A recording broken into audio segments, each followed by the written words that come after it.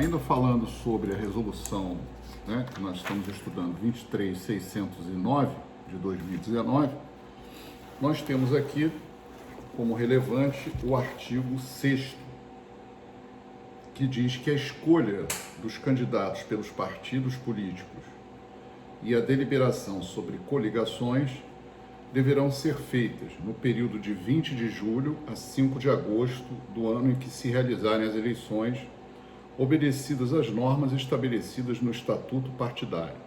Muito bem. Então, atenção para essa data. Numa questão de concurso público, os dias, né, que estão compreendidos entre o próprio dia 20 de julho e o dia 5 de agosto é um período de celebração de coligações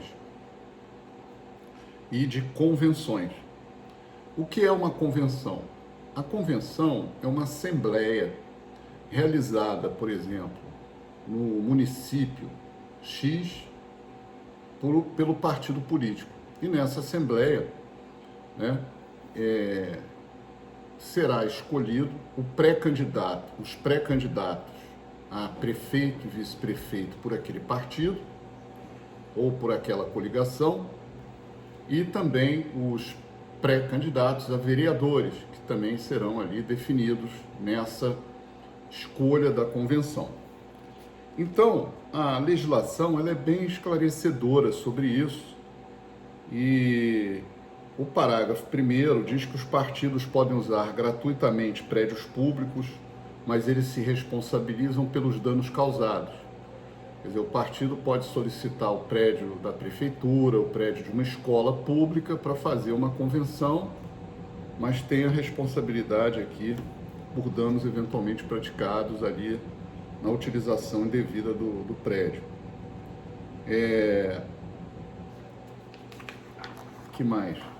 O parágrafo 3º desse artigo 6º, ele diz que tem uma ata e tem uma lista de presença, e isso tudo é lavrado em livro aberto e rubricado pela Justiça Eleitoral, que poderá ser requerido para a conferência da veracidade das informações apresentadas.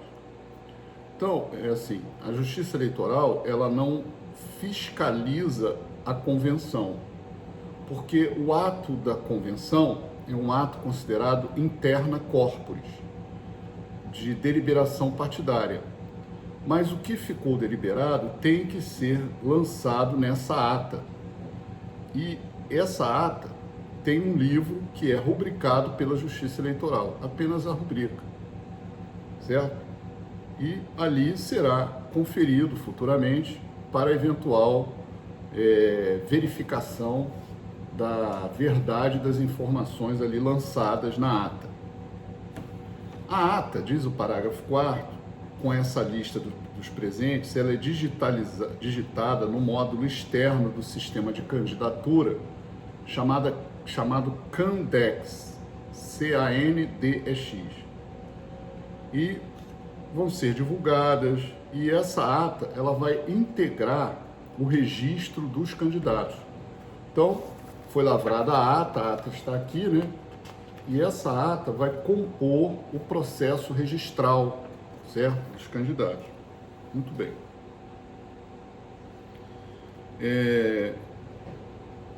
O parágrafo 8º diz que no processo de registro da candidatura, a Justiça poderá, de ofício ou mediante provocação, requerer a exibição do documento, né, desse documento que é a ata, para a verificação da veracidade das informações do livro em que foi lançado.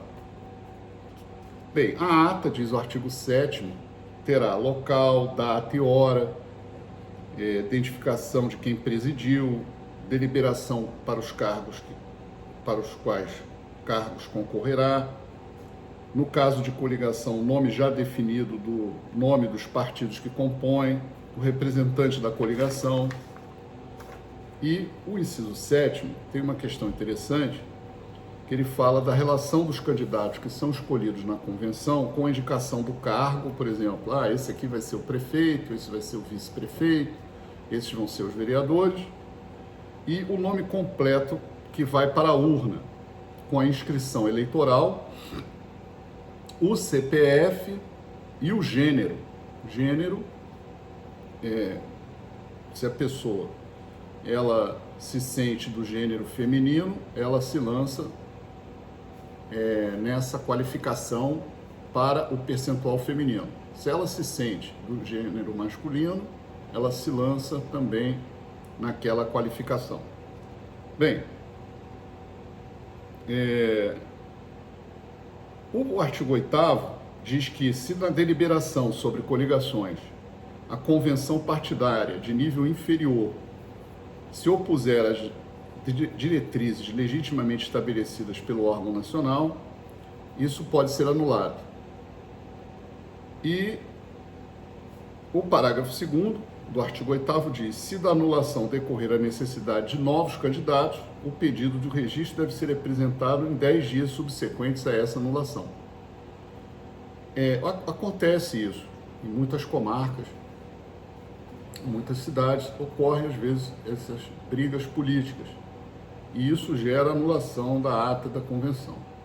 Aí sim, o caso é levado à Justiça Eleitoral, que vai apreciar, nesse caso, a validade daquela questão, os argumentos, e realmente poderá anular ou não essa deliberação, ou, enfim, esse caso pode ser levado à Justiça, é isso que eu digo. A Justiça ela não interfere ali no momento da escolha dos chamados pré-candidatos, mas se houver uma ilegalidade, essa ilegalidade será verificada pelo Poder Judiciário Eleitoral.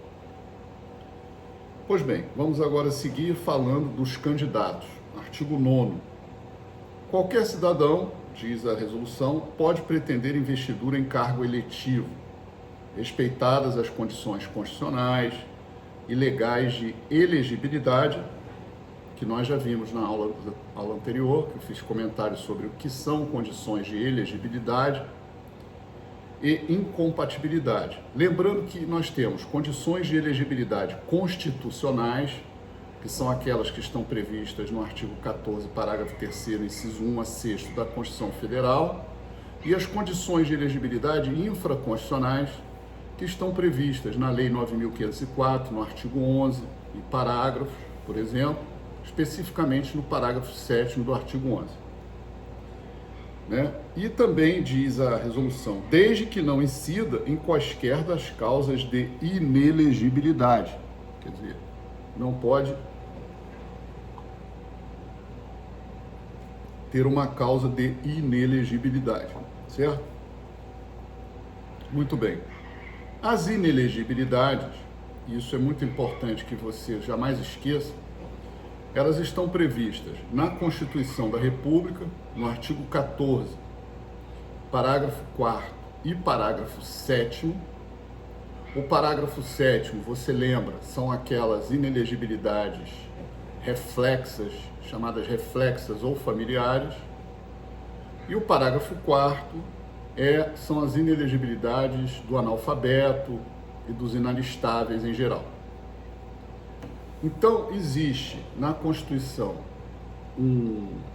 uma tipicidade das inelegibilidades, vamos dizer assim, mas as inelegibilidades, elas, por força da própria Constituição, em razão do parágrafo 9º do artigo 14, as inelegibilidades devem ser formatadas por meio de lei complementar. Ou seja, o perfil normativo que o legislador constituinte elencou para tratar das inelegibilidades não foi por lei ordinária. Então você não pode ter uma inelegibilidade, por exemplo, prevista na Lei 90/96, que é a Lei dos Partidos Políticos, na Lei 9.504, ou em leis alteradoras, como foram essas que eu lhes falei, a 13.831, 13.837 de 2019. Porque as inelegibilidades só podem, portanto, ter esse quórum mais especial de deliberação por lei complementar. E a nossa lei complementar que trata desse assunto é a Lei Complementar número 64 de 18 de maio de 1990.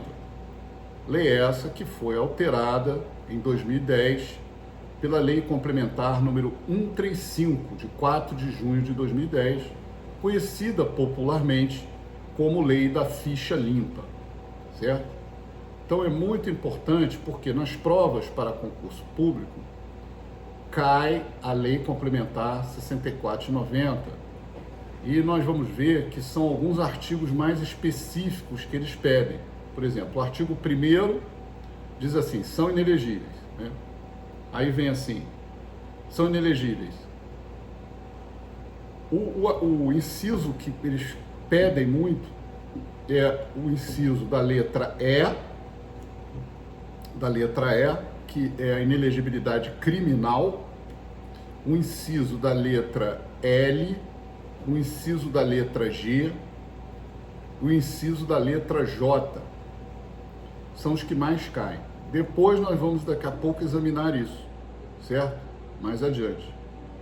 Mas são as letras que mais caem. Então é E, L, G e J.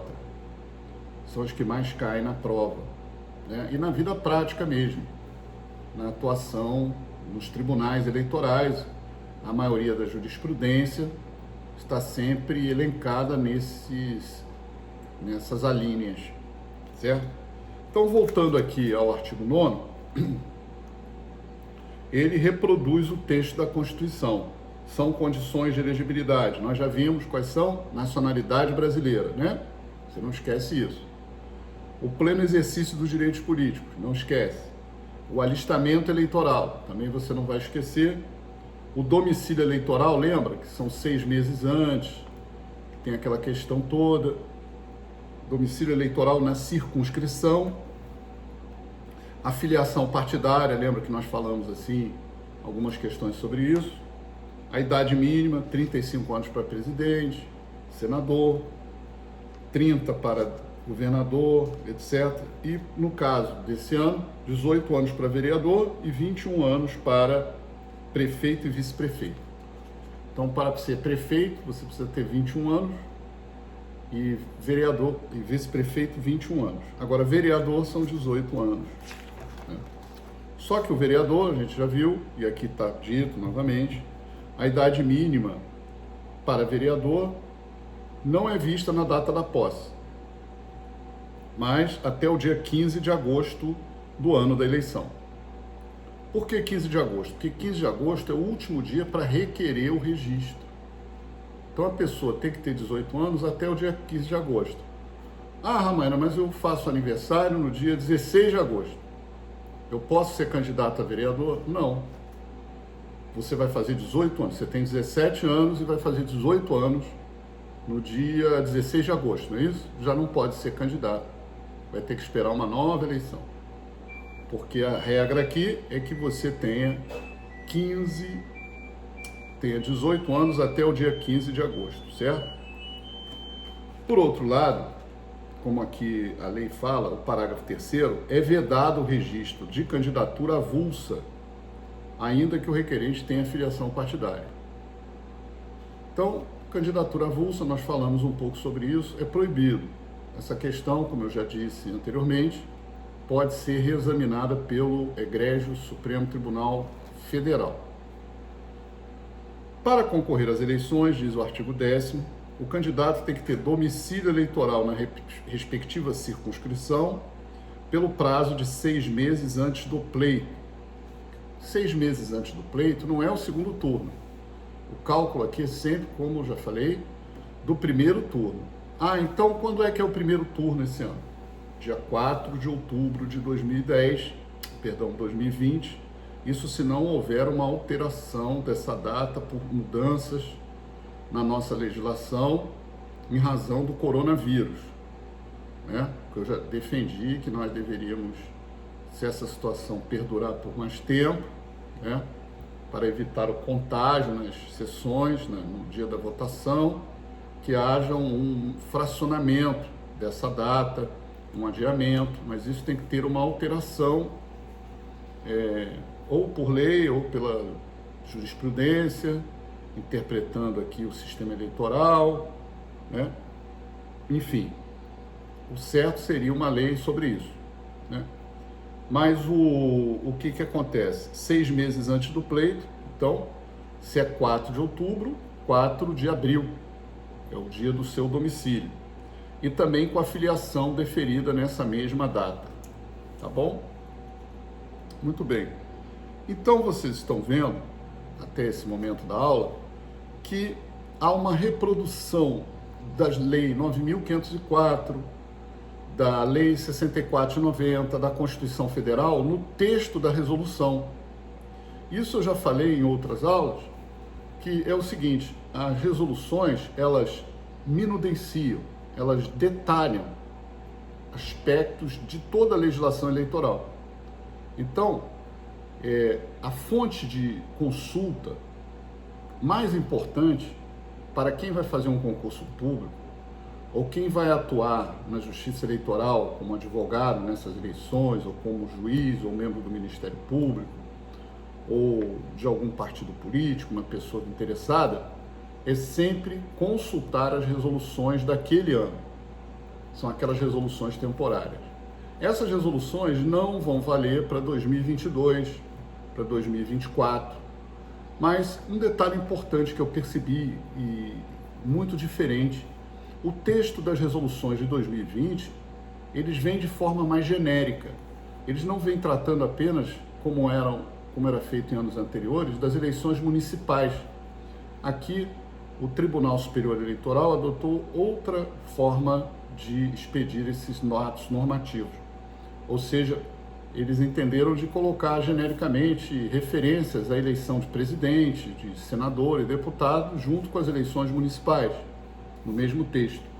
Então, essa resolução, ela acaba servindo também, de alguma forma, para uma reprodução futura, quem sabe, vindoura para 2022, né? Então, essa é uma observação. Vamos continuar estudando com comentários pontuais à nossa resolução do Egrégio Tribunal Superior Eleitoral.